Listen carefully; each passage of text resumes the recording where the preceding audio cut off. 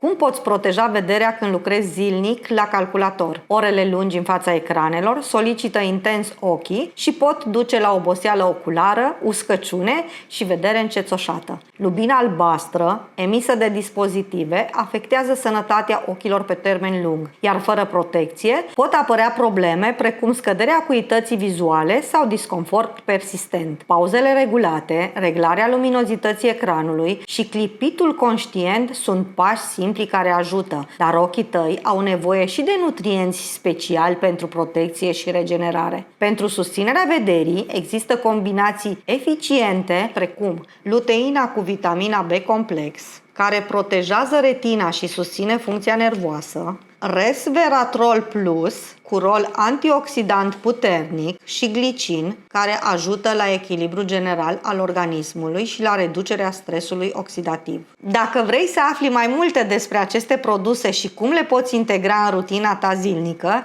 dă click pe linkul din bio sau scrie-mi pe WhatsApp la numărul de pe ecran și îți trimit toate detaliile.